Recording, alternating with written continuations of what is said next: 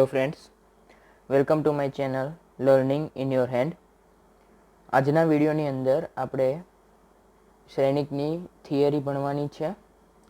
આ થિયરીની અંદર પરિવર્ત શ્રેણિક, સંમિત શ્રેણિક અને વિસંમિત શ્રેણિક ઉપર અભ્યાસ કરીશું. તો સૌ પ્રથમ છે પરિવર્ત શ્રેણિક. જો m ક્રોસ n શ્રેણિક a is equal two in bracket small a આઈ જેની બધી જ હારને અનુરૂપ સ્તંભમાં અને બધા જ સ્તંભને તેની અનુરૂપ હારમાં અદલ બદલ કરવામાં આવે તો મળતા શ્રેણિકને શ્રેણિક એનો પરિવર્ત શ્રેણિક કહે છે.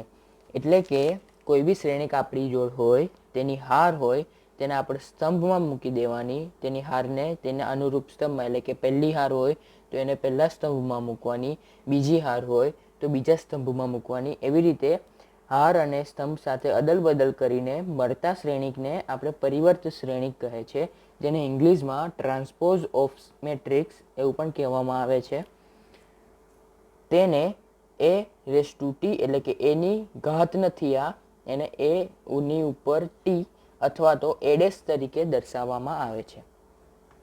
એટલે કે જો બીજી રીતે હું તમને સમજાવું તો જો કોઈ આપણી જો શ્રેણિક છે એ ઇઝ ઇક્વલ ટુ એ આઈ જે એન ક્રોસ એનની કક્ષાનો છે અને હું એને જ્યારે પરિવર્ત લઉં ત્યારે A dash is equal to A J આઈ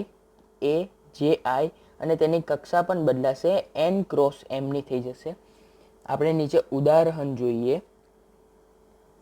ઉદાહરણની અંદર આપણને 3 ક્રોસ 2 નો શ્રેણિક આપેલો છે અને તેના એ શ્રેણિકના ઘટકો 3, 5, √3, 1, 0, -1/5 છે. બરાબર. હવે હું એનો જો ટ્રાન્સપોઝ લઉં, એટલે કે હું તેનો પરિવર્ત શ્રેણિક લઉં તો એ ડેશ અથવા તો એની ટી ઇઝ ઇક્વલ ટુ આ જે હાર છે તેને આપણે સ્તંભમાં મૂકી દઈશું, એટલે કે 3 ને એની નીચે 5 આવશે. એટલે કે પહેલી હારને આપણે સ્તંભમાં મૂકીશું એટલે 3, 5, બીજી હારને બીજા સ્તંભમાં મૂકીશું એટલે કે √3 અને 3, અને ત્રીજી હારને તેના ત્રીજા સ્તંભમાં મૂકીશું એટલે કે 0/-1/5, એટલે કે 0 અને બીજો ઘટક થશે -1/5 અને તેનો કક્ષા પણ બદલાશે. જે અહીંયા 3 ક્રોસ 2 હતી એને બદલે અહીંયા 2 ક્રોસ 3 થઈ જશે. હવે આપણે પરિવર્ત શ્રેણિકના થોડા ગુણધર્મ જોઈશું.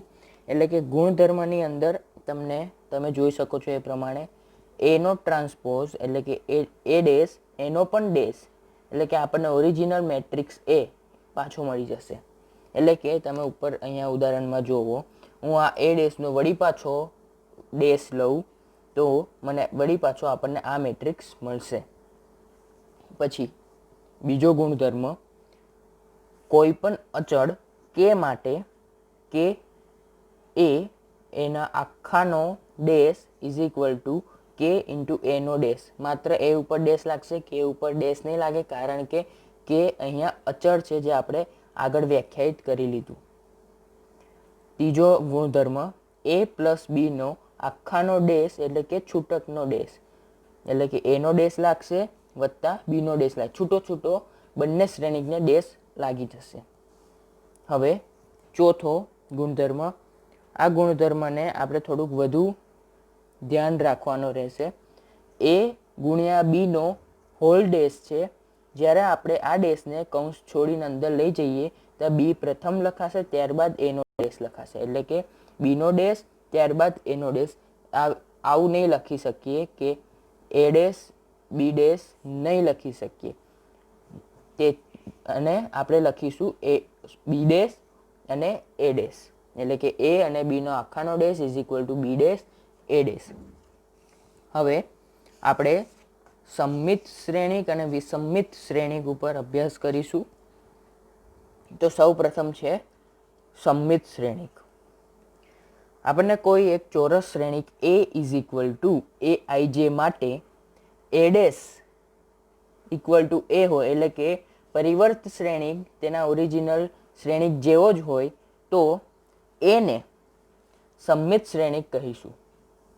એટલે કે આઈ અને જેની પ્રત્યેક શક્ય કિંમત માટે aij is equal two aji હોય તો આપણે એને સમમિત શ્રેણિક કહીશું. આને આપણે ઉદાહરણ દ્વારા પણ સમજીએ. આપણને નીચે કોઈ એક શ્રેણિક એ આપેલો છે જેના ઘટકો છે √3, 2, 3, 2, -1, 0.5, -1, 3, -1 અને 1. અહીંયા હું આ શ્રેણિકનો પરિવર્ત શ્રેણિક લઉં એટલે કે હું અહીંયા લખું a' ઇક્વલ ટુ આ શ્રેણિકનો પરિવર્ત શ્રેણિક લઉં એટલે કે તેની અનુરૂપ હારને તેના અનુરૂપ સ્તંભ સાથે અદલ બદલ કરું. એટલે કે પહેલી હારને હું સ્તંભમાં બદલું એટલે √3, 2, 3. આ પહેલી હારને આપણે સ્તંભમાં બદલીએ એટલે √3, પછી એની નીચે 2 આવશે અને એની નીચે 3 આવશે. હવે બીજી હારને આપણે સ્તંભમાં બદલીશું એટલે 2, -1/5 અને અહીંયા આવશે -1.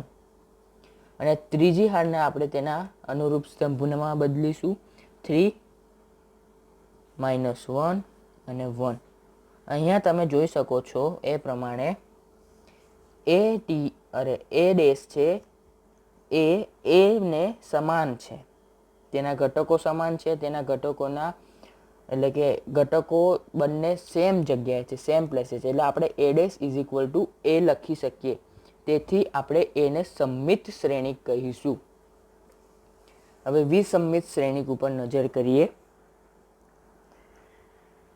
જો ચોરસ શ્રેણિક વિસમમિત શ્રેણિકની અંદર જો કોઈ પણ ચોરસ શ્રેણિક આપણને a is equal two aij આપેલો હોય તેની માટે a' is equal two -a થાય. એટલે કે a' is equal two -a થાય તો એને વિસમમિત શ્રેણિક કહે છે.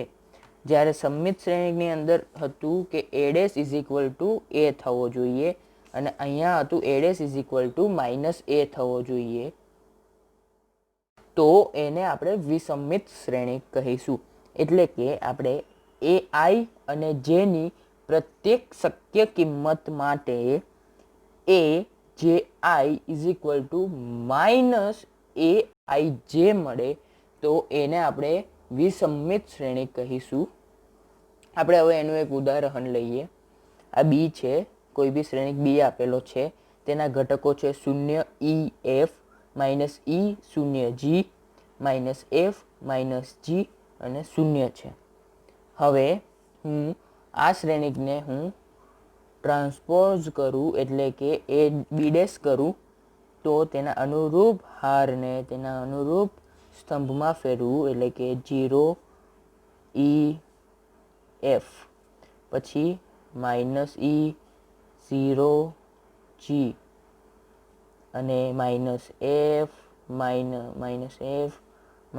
-g અને 0.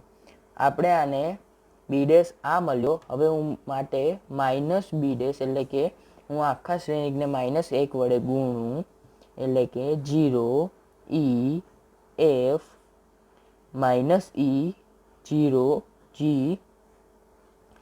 -f, -g અને 0 એટલે મને મળ્યો મૂળ શ્રેણિક બી. એટલે કે b' is equal two -b મળે છે.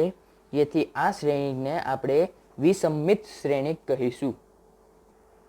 આ આપણે થયા સમમિત અને વિસમમિત શ્રેણિક. હવે આપણે તેના પ્રમેય છે, બે પ્રમેય છે, તે બે પ્રમેય ઉપર થોડુંક આપણે નજર કરીશું અને એ પ્રમેય તરફ આપણે ભણીશું. તો પ્રમેય નંબર 1, જેના ઘટકો વાસ્તવિક સંખ્યા હોય એટલે કે જેના ઘટકો વાસ્તવિક સંખ્યા હોય તેવા કોઈ પણ ચોરસ શ્રેણિક માટે એટલે કે ચોરસ શ્રેણિક હોવો જોઈએ જે શ્રેણિકની હારની સંખ્યા અને સ્તંભની સંખ્યા સમાન હોય તેને આપણે ચોરસ શ્રેણિક તરીકે ઓળખીએ છીએ. એટલે કે કોઈ પણ ચોરસ શ્રેણિક a માટે a પ્લસ a' વત્તા a' તેને આપણે સમમિત શ્રેણિક કહીશું અને a માઇનસ a' તે વિસમમિત શ્રેણિક છે. એટલે કે પ્રમેય નંબર 1 આપણને એવું કહે છે કે કોઈ પણ ચોરસ શ્રેણિક a છે તેની માટે a પ્લસ a' ને આપણે સમમિત શ્રેણિક કહીશું અને a માઇનસ a' ને વિસમમિત શ્રેણિક કહીશું. તમે કહેશો કેવી રીતે? તો નીચે સાબિતી છે, આપણે તે સાબિતી તરફ જોઈશું. સાબિતીમાં આપણને એવું કહે છે કે કોઈ એક શ્રેણિક બી છે તેને આપણે એ પ્લસ એ ડેશ તરીકે લઈ લીધો છે, બરાબર. એટલે કે કોઈ એક શ્રેણિક બી છે અને આ બી અને એ બંને છે ને ચોરસ શ્રેણિક છે જેના સ્તંભની સંખ્યા અને હારની સંખ્યા સમાન હશે. હવે આ બી ને આપણે એ પ્લસ એ ડેશ તરીકે લઈ લીધો છે. હવે હું જ્યારે બી ડેશ લઈશ ત્યારે એટલે કે બંને બાજુ ડેશ લઈશું આપણે, એટલે B dash is equal to A plus A dash અને એનો પણ ડેશ. હવે હું છૂટક બંનેને ડેશ આપી દઈશ, જે મેં તમને આગળ શ્રેણિકના ગુણધર્મ શીખવ્યા, જે આ પ્રમાણે આ ગુણધર્મ શીખવ્યો. આ ગુણધર્મનો ઉપયોગ આપણે કરીશું, આ ગુણધર્મનો ઉપયોગ અહીંયા કરીશું. એટલે છૂટકનો ડેશ આપી એટલે એનો ડેશ થશે વત્તા એનો ડેશનો અને એનો પણ ડેશ થશે, બરાબર. એટલે આ એ ડેશ તો એવો ને એવો, એનો ડેશનો ડેશ એટલે એ, જે તમે અહીંયા જોઈ શકો છો. એટલે એ ડેશ પ્લસ એ, અને હું આપણે ક્રમના નિયમ પ્રમાણે એ વત્તા એ ડેશ લખી શકું. હવે એ વત્તા એ ડેશ આપણે ઉપર બી ધારેલ છે, એટલે કે B dash is equal to આ બી ડેશ ઉપરથી આવે છે અને અહીંયા B dash is equal to આ આપણે બી ધારેલ છે, એટલે આપણે બી લખીશું. એટલે કે સમમિત શ્રેણિકની વ્યાખ્યા પ્રમાણે કે કોઈ પણ શ્રેણિક બી હોય તો તેનો ટ્રાન્સપોઝ એટલે કે બી ડેશ એ બંને સમાન થાય, જે આપણે અહીંયા જોઈ શકીએ છીએ. એટલે આપણે B is equal to A plus A ડેશને આપણે સમમિત શ્રેણિક કહીશું. આ આપણે સાબિતી જોઈ લીધી. હવે તમે કહેશો કે વિસંમિત શ્રેણિક માટેની સાબિતી કેમ નહીં? એની નીચે પ્રમાણે છે, એ બી જોઈ લઈએ આપણે. C is equal to A minus A dash લેતા આગળ આપણે B is equal to A plus A dash લીધું હતું, જે તમે અહીંયા જોઈ શકો છો. અને અહીંયા આપણે લઈશું C is equal to A minus A dash. હવે બંને બાજુ વળી પાછો ડેશ લઈશ. C dash is equal to A minus A dash અને એનો હોલ ડેશ. હવે અંદર ડેશ આપી દઈશ, અંદરના પ્રત્યેક શ્રેણિકનો હું ડેશ આપી દઉં, એટલે એ ડેશ માઇનસ એ ડેશનો પણ ડેશ, બરાબર. એટલે એ ડેશ તો ઉપરથી જ આવશે. આ એ ડેશનો પણ ડેશ એને આપણે એ કહીશું.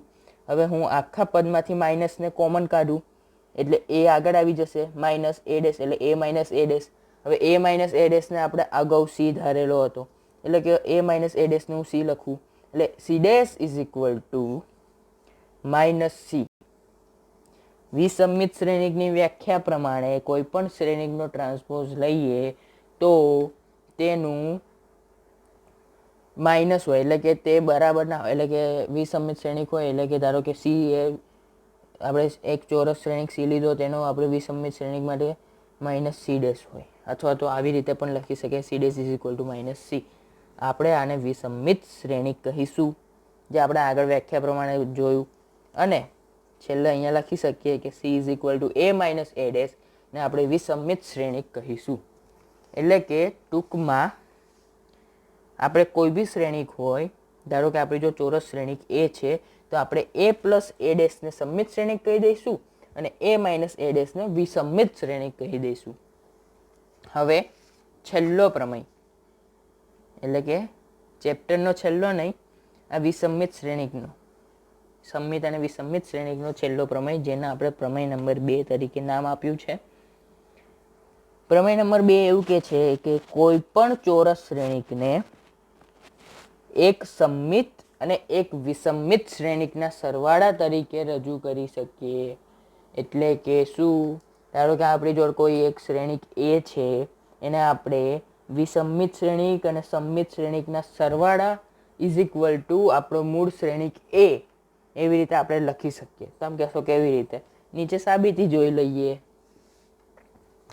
સાબિતીમાં લખ્યું છે, જો એટલે કે ચોરસ શ્રેણિક એ ને આપણે A is equal to 1/2 A plus A dash વત્તા 1/2 એ માઇનસ એ ડેશ તરીકે આપણે એને લખીએ તો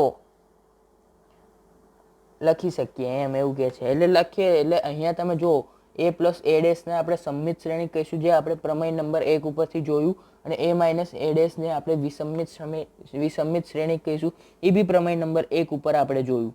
એટલે નીચે લખ્યું છે મેં, પ્રમેય નંબર 1 પરથી એ પ્લસ એ ડેશને સંમિત શ્રેણિક છે અને એ માઇનસ એ ડેશ વિસંમિત શ્રેણિક છે. કોઈ પણ શ્રેણિક એ માટે કે અને એ નો whole dash is equal to K into A dash હોવાથી આપણે 1/2 એ પ્લસ એ ડેશ સમમિત શ્રેણિક છે અને 1/2 એ માઇનસ એ ડેશ એ વિસમિત શ્રેણિક છે. તો હવે તમે એવું કહેશો કે જે આ આખું સમીકરણ છે, જે આ સમીકરણ જે હું અહીંયા તમને લખીને દેખાડું, આ સમીકરણને હું અહીંયા લખું, a is equal to 1/2 a plus A dash plus 1/2 A minus A dash. તો હવે આપણે સાદું રૂપ આપીએ તો મને એ મળવો જોઈએ, આ મળવો જોઈએ. તો ચાલો તમને સાદું રૂપ આપીને બતાવી દઉં એટલે તમને ખાતરી થઈ જાય. આ 1/2 કોમન કાઢ્યા અને આ અંદર રહેશે a plus A dash plus A minus A dash. આ એ ડેશ અને માઇનસ એ ડેશ ગયા અને રહ્યા 2a, એટલે કે આને આ ગયા અને એ વત્તા એટલે કે 2a અને એને ગુણ્યા એટલે કે એને ડિવાઇડેડ બાય 2 છે જ, ઇઝ ઇક્વલ ટુ 2 બગડી ગઈ એટલે એ, માટે a is equal two a. તમે જોઈ શકો છો એ પ્રમાણે આપણે એ શ્રેણિકને સમમિત અને આ વિસમિત શ્રેણિક સાથેના સરવાળા સ્વરૂપે આપણે લખી શકીએ છીએ. તો ફ્રેન્ડ્સ, તમને જો આ વિડીયો ગમ્યો હોય તો આ વિડીયોને તમે લાઈક કરો. અમારી ચેનલને હજી સુધી સબસ્ક્રાઈબ ના કરી હોય તો પ્લીઝ સબસ્ક્રાઈબ કરો અને તમારા ફ્રેન્ડ સાથે શેર કરો, જેથી તમારા ફ્રેન્ડ પણ આ વિષયનું નોલેજ મેળવી શકે. અને બીજું, તમને જો આ થિયરીમાં કોઈ પણ પ્રકારનો ડાઉટ હોય તો તમે મને કોમેન્ટમાં જણાવી દો.